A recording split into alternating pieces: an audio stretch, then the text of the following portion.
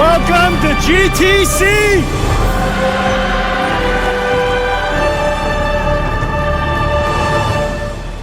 What an amazing year. We wanted to do this at Nvidia. So through the magic of artificial intelligence, we're going to bring you to Nvidia's headquarters. I think I'm bringing you to Nvidia's headquarters.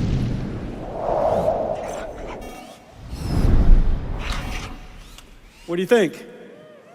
This is where we work. This is where we work.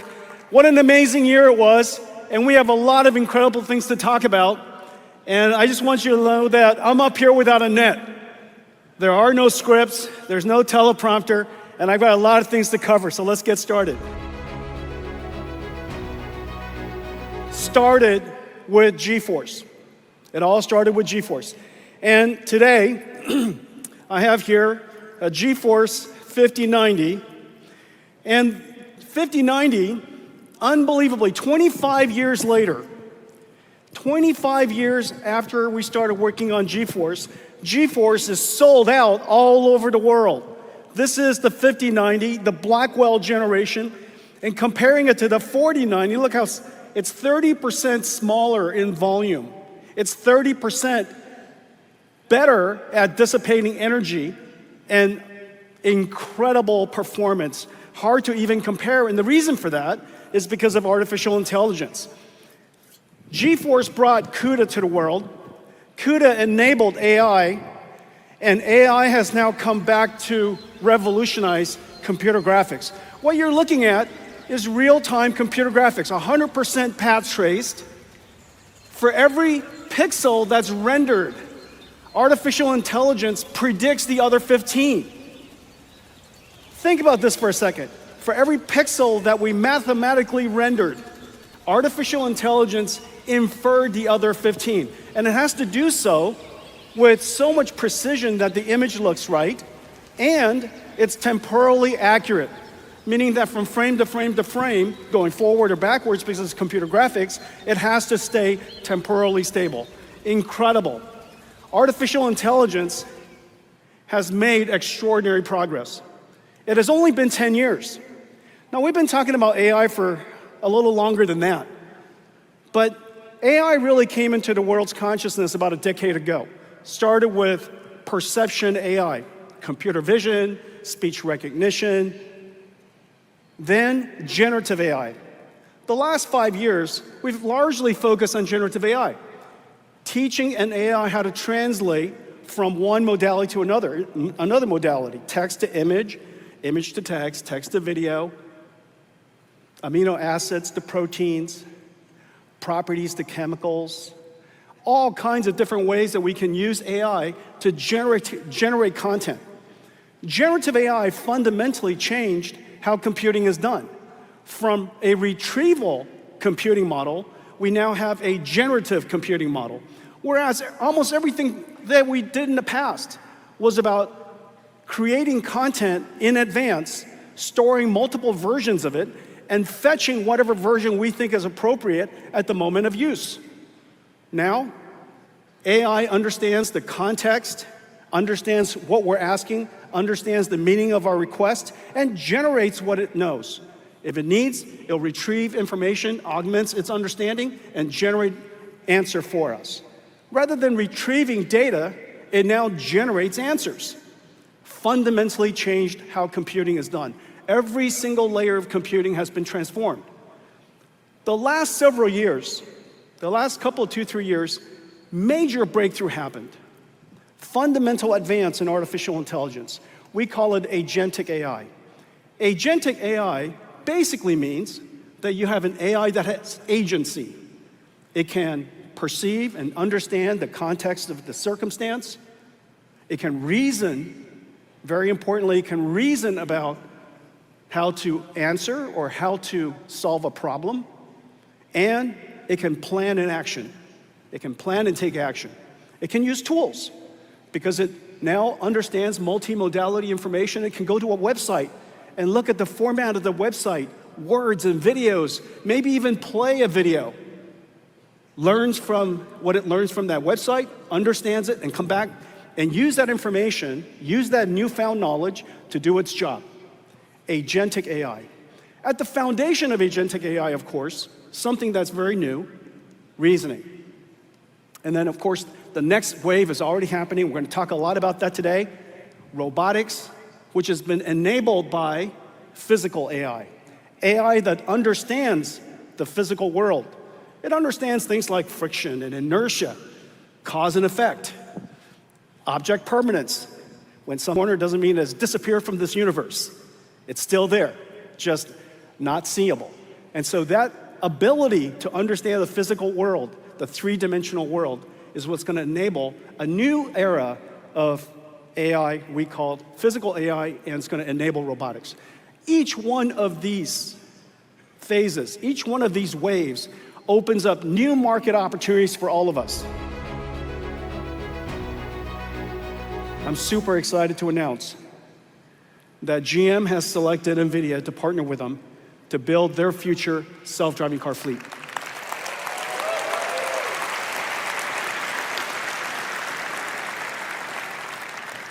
The time for autonomous vehicles has arrived, and we're looking forward to building with GM AI in all three areas.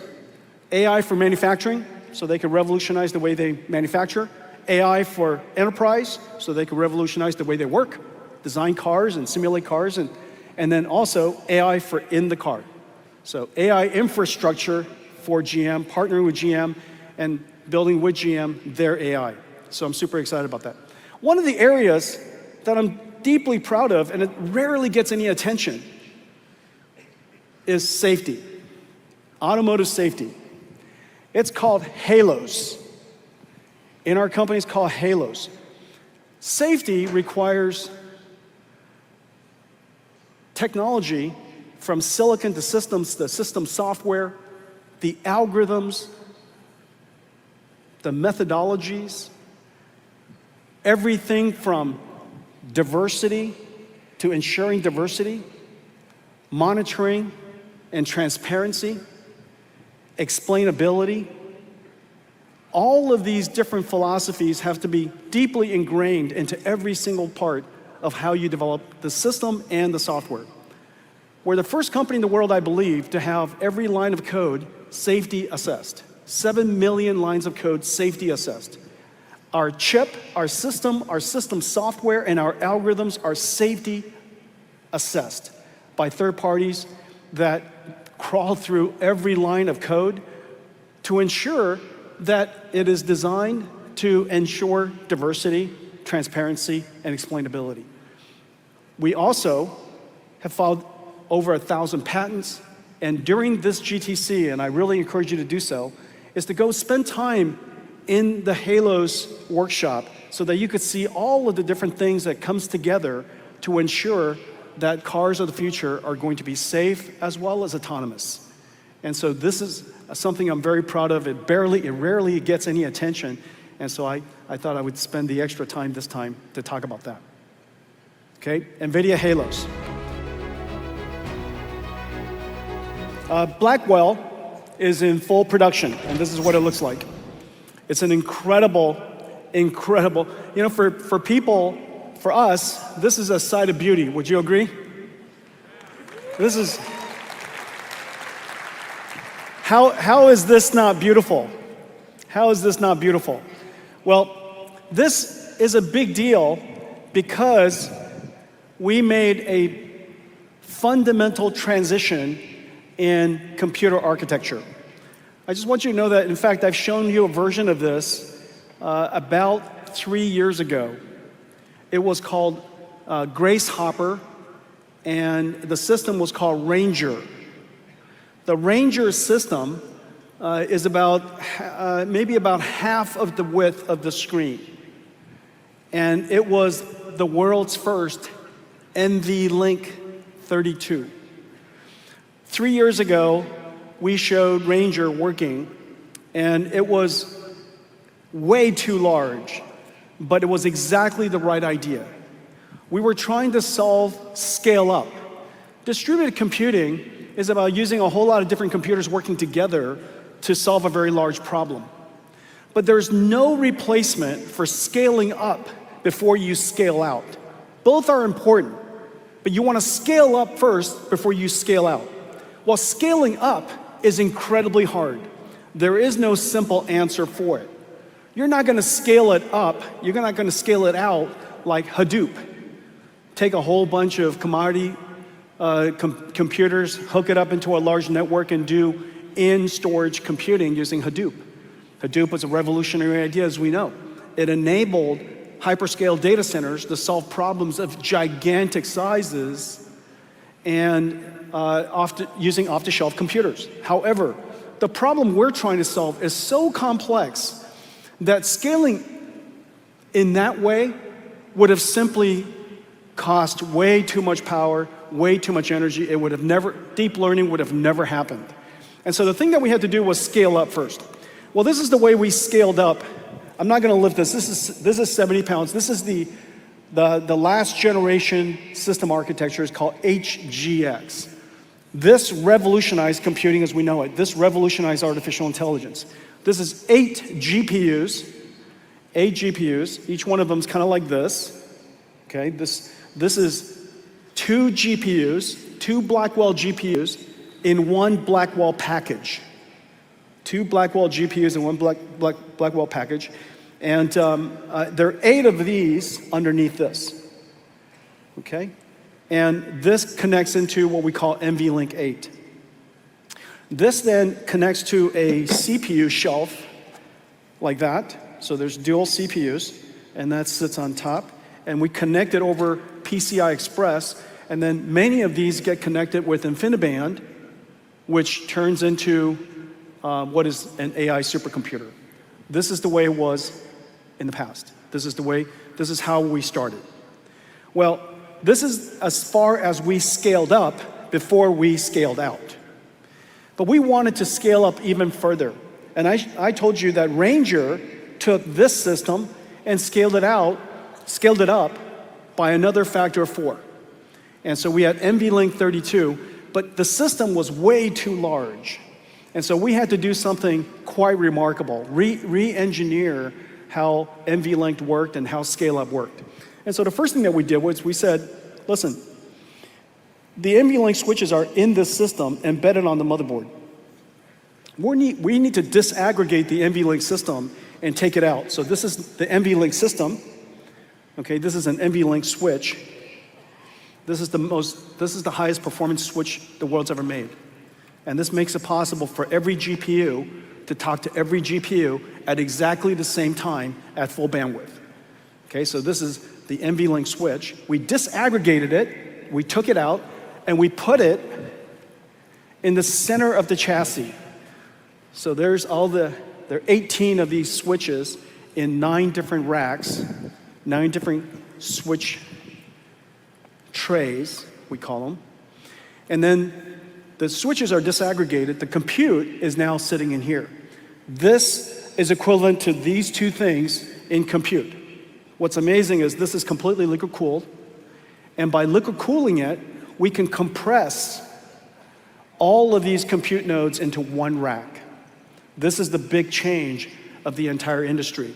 All of you in the audience, I know how many of you are here. I want to thank you for making this fundamental shift from integrated NVLink to disaggregated NVLink, from air-cooled to liquid-cooled, from 60,000 components per computer or so to 600,000 components per rack, 120 kilowatts, fully liquid cooled, and as a result, we have a 1 exaflops computer in one rack. Isn't it incredible? Now let's just take a look at this one demo to give you a tactile feeling of what I'm talking about. Please play it. Traditional LLMs capture foundational knowledge, while reasoning models help solve complex problems with thinking tokens.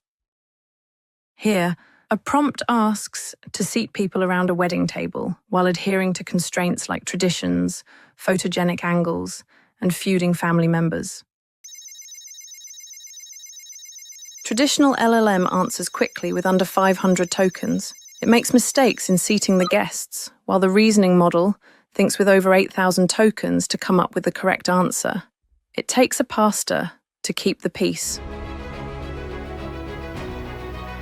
On the other hand, when you're chatting with the chatbot, and millions of us are doing the same thing, it is very token generation heavy. It's very decode heavy, okay? And so depending on the workload, we might decide to put more GPUs into decode, depending on the workload, put more GPUs into prefill.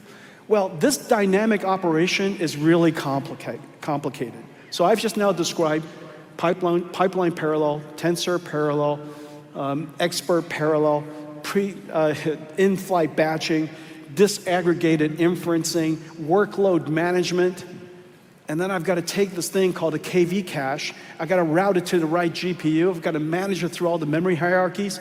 That piece of software is insanely complicated. And so today we're announcing the Nvidia Dynamo.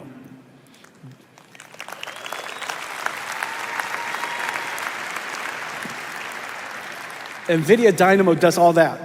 It is essentially the operating system of an AI factory. Whereas in the past, in the way that we ran data centers, our operating system would be something like VMware.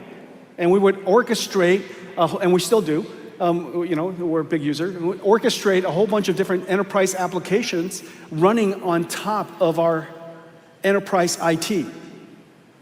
But in the future, the application is not enterprise IT, it's agents. And the operating system is not something like VMware, it's something like Dynamo. And this operating system is running on top of not a data center, but on top of an AI factory. Now we call it Dynamo for a good reason. As you know, the Dynamo was the first instrument that started the last industrial revolution, the industrial revolution of energy. Water comes in, electricity comes out. It's pretty fantastic. You know, water comes in, you light it on fire, turn it to steam, and what comes out is this invisible thing that's incredibly valuable. It took another 80 years to go to alternating current, but Dynamo is where it all started. Okay, so we decided to call this operating system, this piece of software, insanely complicated software, the Nvidia Dynamo. It's open source, and we're so happy that so many of our partners are working with us on it. And one of my favorite partners, I just love them so much because of the revolutionary work that they do, and also because Aravin's such a great guy. But Perplexity is a great partner of ours in working through this. Okay, so anyhow, really, really great.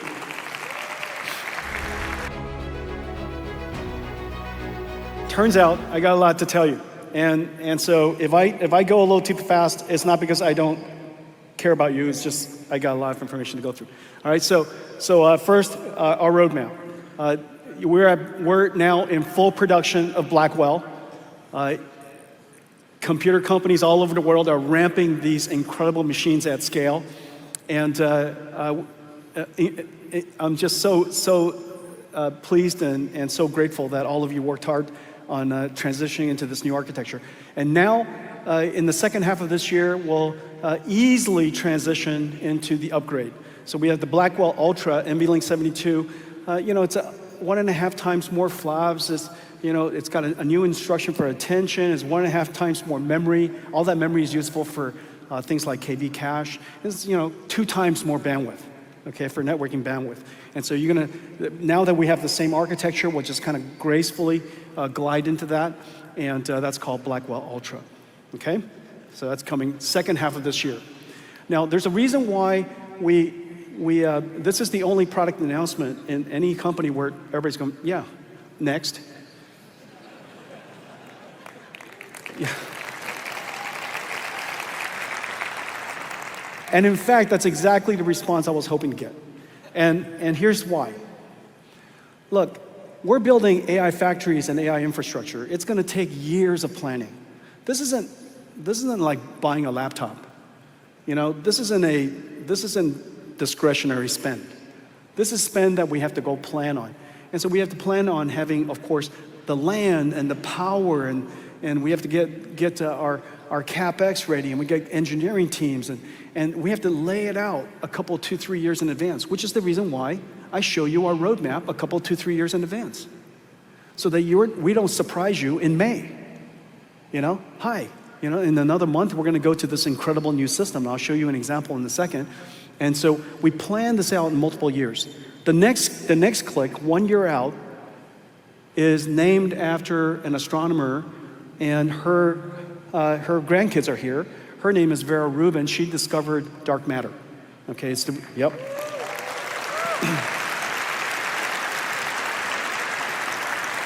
Vera Rubin is incredible because the CPU is new. It's twice the performance of Grace, and more memory, more bandwidth, and yet just a little tiny 50-watt CPU is really quite incredible. Okay, and Rubin, brand new GPU, CX9, brand new networking smart NIC, NVLink 6, brand new NVLink, brand new memories, HBM4. Basically, everything is brand new except for the chassis. And this way, we could take a whole lot of risk in one direction and not risk a whole bunch of other things related to the infrastructure. And so Vera Rubin, NVLink 144, is the second half of next year. Now, one of the things that I made a mistake on, and so I just need you to make this pivot. We're gonna do this one time. Blackwell is really 2 GPUs in one Blackwell chip. We call that one chip a GPU, and that was wrong. And the reason for that is it screws up all the NVLink nomenclature and things like that. So going forward, without going back to Blackwell to fix it, going forward, when I say NVLink 144, it just means that it's connected to 144 GPUs. And each one of those GPUs is a GPU die, and it could be assembled in some package. How it's assembled could change from time to time, okay? And so each GPU die is a GPU. Each NVLink is connected to the GPU. And so Vera Rubin, NVLink 144. And then this now sets the stage for the second half of the year, the following year, we call Rubin Ultra. Okay, so Vera Rubin Ultra. I know. This where you go,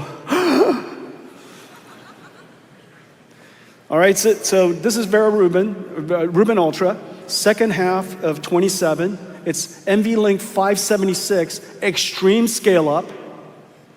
Each rack is 600 kilowatts, 2.5 million parts, okay? And obviously a whole lot of GPUs. And everything is X factored more. So 14 times more flops, 15 exaflops. Instead of 1 exaflop, as I mentioned earlier, is now 15 exaflops, scaled up exaflops, okay? And it's 4.6 petabytes, so 4,600 terabytes per second scale up bandwidth. I don't mean aggregate, I mean scale up bandwidth. And of course, a brand new NVLink switch and CX9, okay? And so notice 16 sites, 4 GPUs in one package, extremely large NVLink. Now just put that in perspective. This is what it looks like, okay? Now this is gonna be fun. So you are just literally ramping up Grace Blackwell at the moment, and I don't mean to make it look like a laptop, but here we go. Okay, so this is what Grace Blackwell looks like, and this is what Rubin looks like. ISO dimension. And so this is another way of saying, before you scale out, you have to scale up. Does that make sense? Before you scale out, you scale up. And then after that, you scale out with amazing technology that I'll show you in just a second. All right, so first you scale up, and then now that gives you a sense of the pace at which we're moving. This is the amount of scale up flops. This is scale up flops. Hopper is 1x, Blackwell is 68x, Rubin is 900x. Scale up flops. And then if I turn it into essentially your TCO, which is power on top, power per, and the underneath is the area underneath the curve that I was talking to you about. the square underneath the curve, which is basically flops times bandwidth. Okay? So the way you think about a very easy gut feel, gut check on whether your AI factories are making progress is watts divided by those numbers. And you can see that Rubin is going to drive the cost down tremendously. Okay, so that's very quickly NVIDIA's roadmap. And during Rubin's time frame, we would like to scale out the number of GPUs to many hundreds of thousands. Now, the challenge with scaling out GPUs to many hundreds of thousands is the connection of the scale out. This connection on scale up is copper. We should use copper as far as we can, and that's, call it a meter or two. And that's incredibly good connectivity, very high reliability, very good energy efficiency, very low cost. And so we use copper as much as we can on scale up, but on scale out, where the data centers are now the size of the stadium, we're going to need something much long distance running. And this is where silicon photonics comes in. Silicon photonics system, it is the world's first 1.6 terabit per second CPO. It is based on a technology called micro-ring resonator modulator, and it is completely built with this incredible process technology at TSMC that we've been working with for some time. In a data center, we could save tens of megawatts. Let's say 10 megawatts, well, let's say 60 megawatts. 6 megawatts is 10 Rubin Ultra racks. 6 megawatts is 10 Rubin Ultra racks, right? And 60, that's a lot. 100 Rubin Ultra racks of power that we can now deploy into Rubins. All right, so this is our roadmap. Once a year, an architecture every 2 years, a new product line every single year, X factors up, and we try to take silicon risk or networking risk or system chassis risk in pieces so that we can move the industry forward as we pursue these incredible technology. Vera Rubin, and I really appreciate the grandkids for being here. This is our opportunity to recognize her and to honor her for the incredible work that she did. Our next generation will be named after Feynman.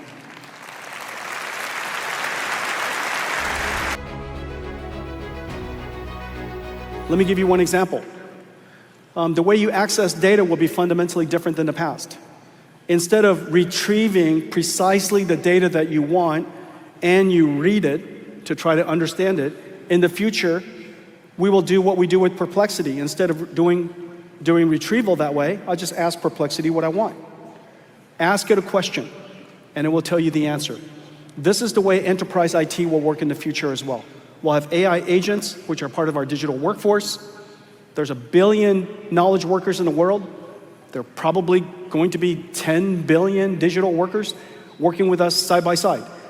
100% of software engineers in the future, there are 30 million of them around the world, 100% of them are going to be AI assisted. I'm certain of that. 100% of NVIDIA software engineers will be AI assisted by the end of this year. And so AI agents will be everywhere. How they run, what enterprises run, and how we run it will be fundamentally different. And so we need a new line of computers. And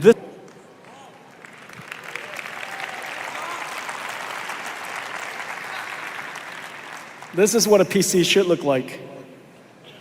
20 petaflops. Unbelievable, 72 CPU cores, chip-to-chip interface, HBM memory, and just in case, some PCI Express slots for your GeForce. Okay, so this is called DGX Station. DGX Spark and DGX Station are going to be available by all of the OEMs. HP, Dell, Lenovo, Asus. It's going to be manufactured for data scientists and researchers all over the world. This is the computer of the age of AI. This is what computers should look like. And this is what computers will run in the future. And we have a whole lineup for enterprise now, from little tiny one to workstation ones, the server ones to supercomputer ones, and these will be available by all of our partners. And so today we're announcing something really, really special. It is a partnership of 3 companies, DeepMind, Disney Research, and Nvidia, and we call it Newton.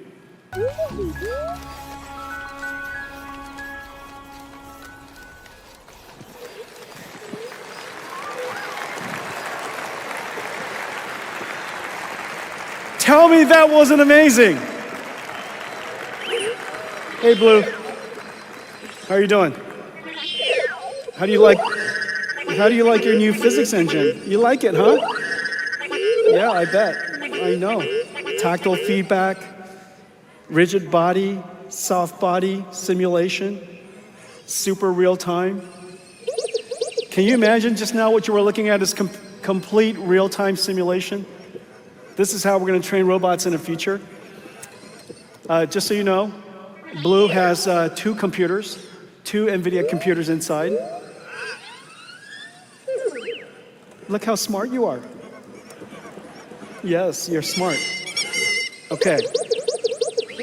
All right. Hey, Blue, listen. How about let's take them home? Let's finish this keynote. It's lunchtime. Are you ready? Let's finish it up. We have another announcement. You're good. You're good. Just stand right here. Stand right here. Stand right here. All right, good. Right there. That's good. All right, stand.